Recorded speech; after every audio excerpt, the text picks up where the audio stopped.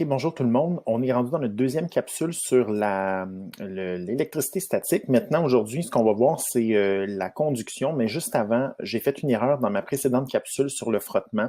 Donc, je voulais juste revenir là-dessus pour corriger avec vous mon erreur.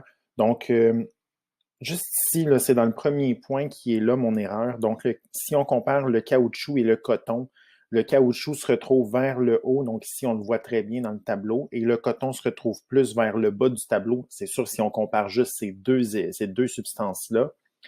Donc, en se fiant au tableau, donc je me suis trompé.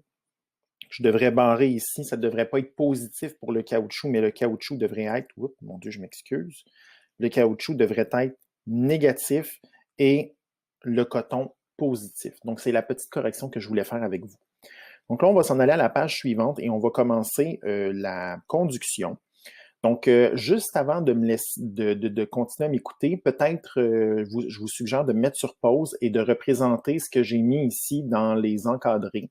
Donc, encore une fois, les formes ne sont pas importantes. C'est juste pour signifier que les couleurs non plus, c'est juste pour signifier qu'on a deux objets différents qu'on va approcher un de l'autre.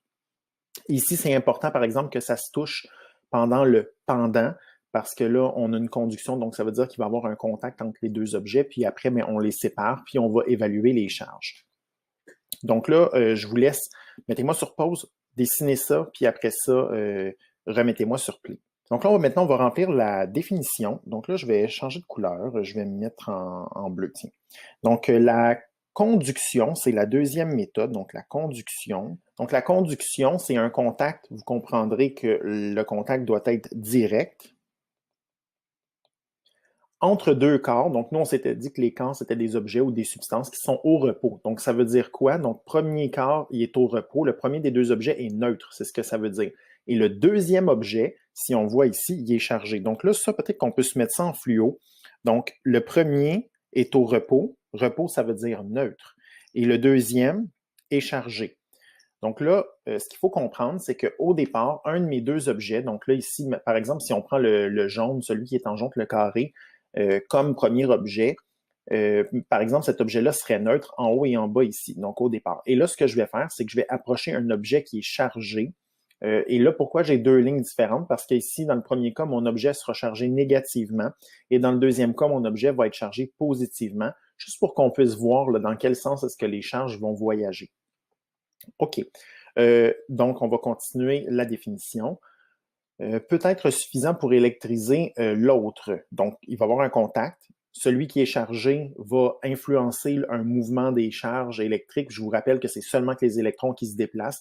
Donc, les électrons vont se déplacer pour atteindre un certain équilibre, hein, pour avoir le même nombre d'électrons dans chaque objet. C'est ça, en fait, la matière, elle réfléchit pas, l'objet réfléchit pas, mais c'est juste qu'on veut atteindre un certain équilibre entre la quantité de charge négative et c'est pour ça que les électrons vont voyager d'un objet à l'autre. Donc, de l'objet qui est chargé négativement ou qui a le plus d'électrons vers l'objet qui a le moins d'électrons.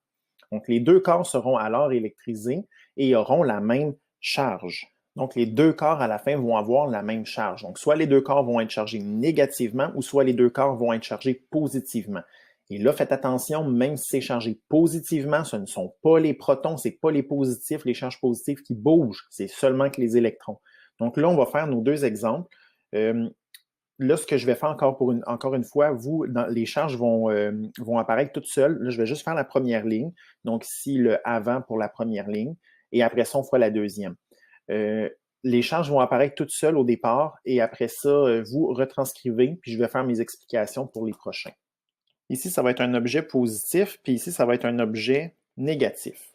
Donc, objet positif, objet négatif. Donc, ça veut dire que la boule que je vais approcher, dans le premier cas, va être chargée négativement, puis dans le deuxième cas, va être chargée positivement.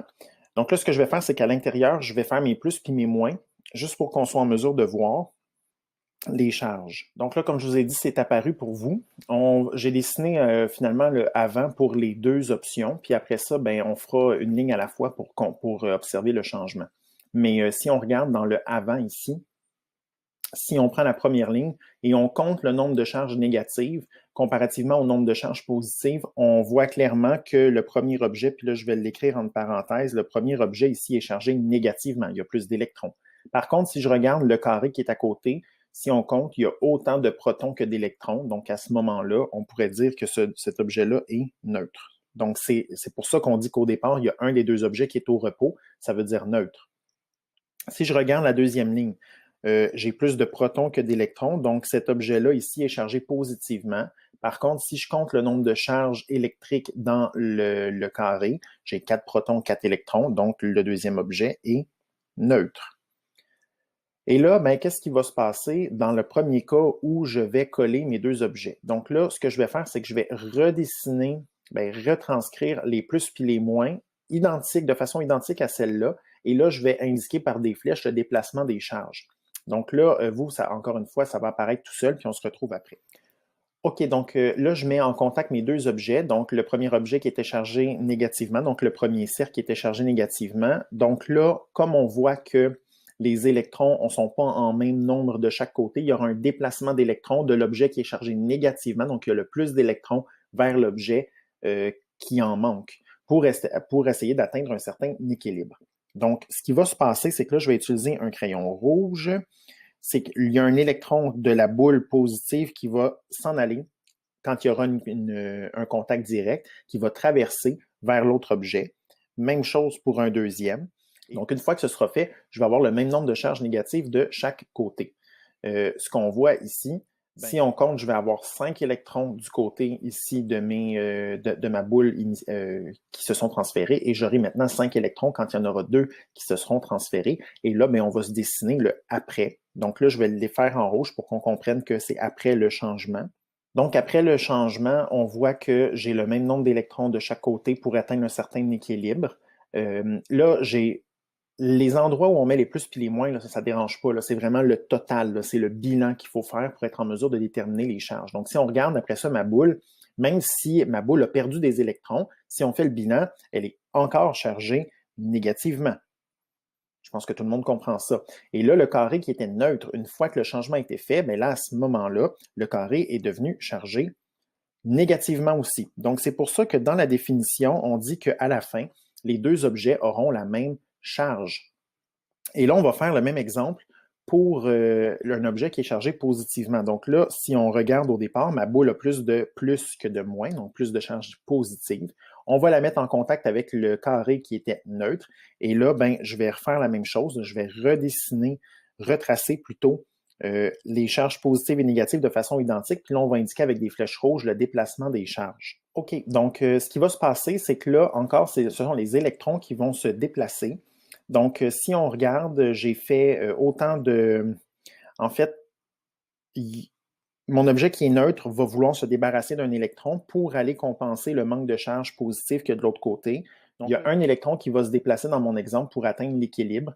Donc là, une fois que l'électron se sera déplacé vers la boule qui est chargée positivement, il y aura 3 électrons de ce côté-là et il y en aura 3 de l'autre côté. Et là, après, on va pouvoir analyser ce qui se passe à la fin. Donc là, à la fin, je vais dessiner en rouge l'état final, si on veut. Donc, si on regarde ça à la fin, j'ai perdu un électron, j'en avais 4, il s'est en allé de l'autre côté. Et là, si on regarde combien de plus par rapport au moins, j'ai 2 plus en surplus, là. Donc, ça veut dire que la boule demeure chargée positivement. Et comme l'objet qui était neutre s'est débarrassé d'un électron, à ce moment-là, il y a plus de protons, donc lui aussi sera chargé positivement. Donc, morale de l'histoire, quand il y a une conduction, c'est un contact direct entre un objet chargé et un objet qui est neutre. Quand il y a un contact, les électrons vont tendre à aller du côté où il en manque pour établir un certain équilibre pour la quantité d'électrons. Mais ensuite, à la fin, si on fait le bilan des charges, on compare, et à ce moment-là, on va se retrouver avec deux objets qui avaient la même charge. Et si on regarde les dessins, si l'objet que j'ai approché était négatif, mais à la fin, mes deux objets seront négatifs. Et si l'objet que j'ai approché était chargé positivement au départ, à la fin, mes deux objets seront chargés négativement. Alors là, ça fait pas mal le tour de la deuxième méthode, donc la conduction. Il nous restera l'induction dans une prochaine capsule. Donc, on se retrouve tout de suite là, pour la suite et la fin de l'électricité statique. Salut!